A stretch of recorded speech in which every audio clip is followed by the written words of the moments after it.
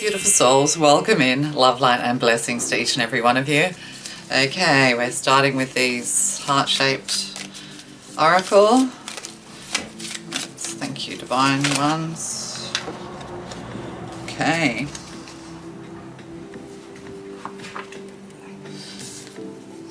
Oh, union, sexual union, sexual healing. Yes. Okay. Honor the place in one another where you are one eternal soul, for there you will find true bliss. Someone's making a baby. Okay. Okay. I don't know. And we're using the Light Seers Tarot. So, sexual healing, I'm getting. Sexual union, intimacy. Honor the place in one another where you are one eternal soul, for there you will find true bliss. Yes. Yeah, it's intimacy with love. That's what this is. It's intimacy with love. Yes. Not just intimacy for intimacy's sake is what I'm getting. Oh, and this fell out. The Seven of Cups over here. Seven of Cups. Somebody's thinking. Somebody's a little bit confused. Emotions here. Yeah.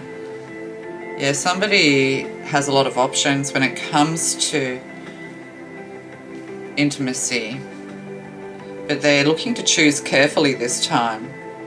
It's like they've had all the experience. I'm getting wands here. It's like they've had all the experiences that they need and now they're looking for the right one. But they're a little bit confused or they're worried. See, this person looks worried. They're worried they're not going to choose correctly. This person wants to choose love, but they also want somebody who they align with on an intimate level. They could be a bit of a player with the Seven of Cups here. Somebody who plays with emotions, like a little bit narky, like narcissistic. But they want to come out of that. This is somebody you could already have known in the past, or there is a soul connection here. You've known each other in past lives. And they know, they're biting their fingernails, they're really quite intensely thinking here. And they know that they have to choose right this time. They want to do the right thing. They don't want to be a gaslighter, or they don't want to be a narcissist anymore. You may have known this person and told them a lot, and it's really made them think about their future when it comes to love. There's the ocean and the beach here, ladders, they could be, and snakes and ladders, bat wings, batshit crazy. Yeah, they've been through it all. They've been through the batshit crazy. They've been through the snake, the temptation. They've been up and down. They could be bipolar. The word bipolar keeps coming through the readings. This person lives near the water, and it's Scorpio here with Seven of Cups. So they're looking for a transformation. They're looking for a change. I'm getting nostalgia here as well. And here there's one with a skull on it, like danger. Yeah, they've been with all the crazies, and now they want something that's both satisfying intimately and loving. And they're about to choose the one with the flow here. And this is it.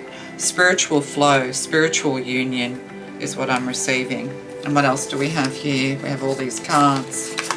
Okay, what's next? Okay, and then we have, and we have a Knight of Wands, and there's a feminine in this. So, yeah, Knight of Wands, adventure, player energy. Yeah, they've been to the festivals. There could be something here to do with drugs and things like that. Or they're on a spiritual journey, ayahuasca, and you know, they're trying all of these like micro-dosing things. And micro-dosing reminds me like of Nicole Kidman's TV series. What's it called? 9 Perfect Strangers. Yeah, 9 Perfect Strangers. Yeah, this person has definite player energy. They aren't very good, or they're afraid of commitment. Yeah. So they kind of keep everything loose and free, is what I'm getting. But see, there's a stallion here. See this stallion in the background? Like, pay attention to me. Pay attention. They're greedy for attention. It's almost like this person or you. I mean, a lot of people who are insecure. This person's very insecure. are like this, where they're just hungry for attention. And see, Knight of Wands, it's that fiery, sensual, sexual experience. They're easily lured to this kind of fire, passion-free energy. But at the end of the day, they're wanting this commitment. Flattery here as well. You know, if you're the feminine in all of this, just, you know, you've been gaslighted in the past. You've been with the narcissist. You've had these experiences that maybe you thought were love, or you were just a free spirit. You know, you were happy just to have these experiences. But now somebody is wanting or desiring a commitment, and they're biting their nails. They're afraid they're going to not be able to commit because they're easily lured into temptation with the Knight of Wands here. Yes. I mean, how do you trap a narcissist? Fucking ignore them. But then who wants to trap a narcissist? Yeah, that's a strange idea. Oh, God, the lovers. Yeah, they want to just have one love, one focus. Gemini here. So we have Gemini, we have Leo, and we have Scorpio. And then Scorpios are pretty hot, you know, like there's something about Scorpios that's very alluring. So the lovers, choices in love here, and see, this person's a Sagittarius. So yeah, this person has kept you or keeps you in third party, or there's a third party issue here. There could be somebody who's thinking about you and you're with someone else. They're an interracial couple here. That's a common theme in today's readings. And then we have the Page of Wands, yeah, new beginning, passion ignited. Yes, somebody's irresistible, or they find you irresistible, thinking about you over here. And then we have a Queen of Pentacles, and we have the Moon. Drowning in deep emotion, illusions, delusions. Somebody's delusional, but also walking the path between domestication and the wild, freedom. The Queen of Pentacles could be looking back at this as well. Perhaps you are the Queen of Pentacles, you're sitting, you're all serene, you're happy. The Queen of Pentacles is the mother, is the nurturer, is the wife. This person may have a child. We have Sagittarius here. Yeah, maybe looking back and thinking about the times, the good times back in the day. But also, you know, you've learned, you've grown. And this is what all this experience has been, all of these intimate experiences to grow you, to bring you satisfaction later on. You know, you had a wild time, you had fun. And now you can sit back and relax. There could also be here something to do with business, to do with psychology, with the Moon here and all of these wands. You could be a counsellor, a sex therapist even, that kind of thing as well. Therapist of some kind. Could be your business.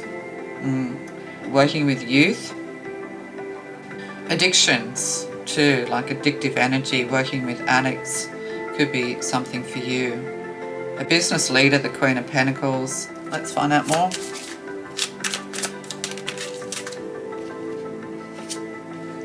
Calm. Oh. Medication, yeah.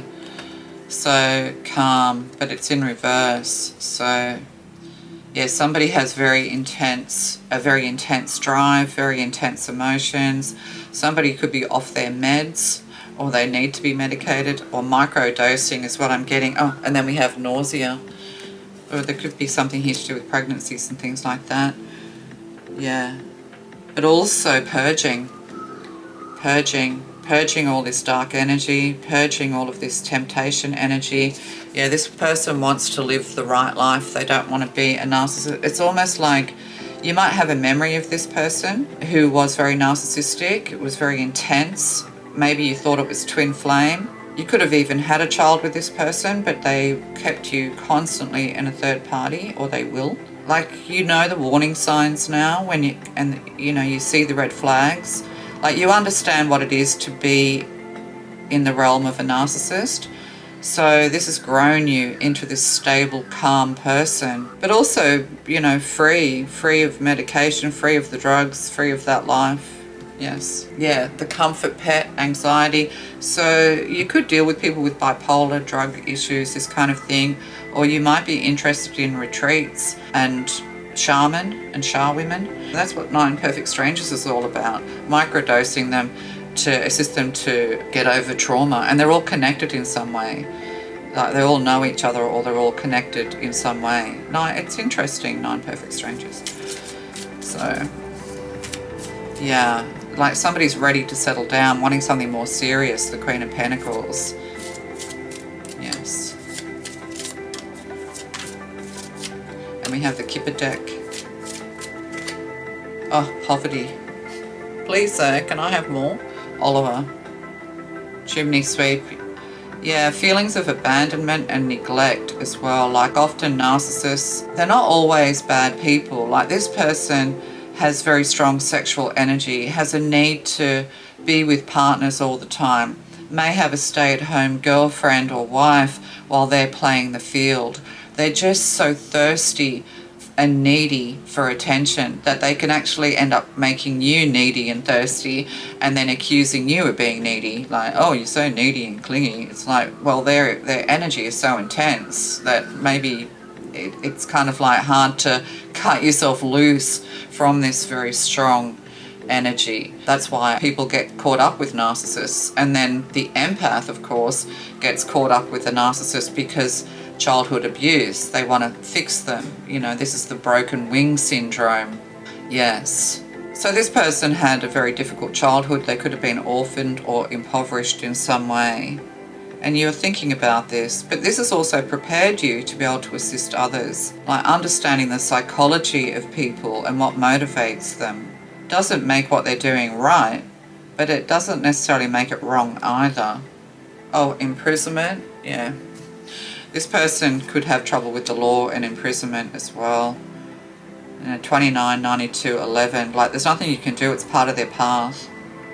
But they're also impoverished. They're stuck in a mindset of lack, which manifests as needing continuous attention and a continual flow of intimate relationships of all different ages as well. Like this person doesn't care how old or young you are, although not inappropriately young. They could have also come from a background where their father or mother is in prison.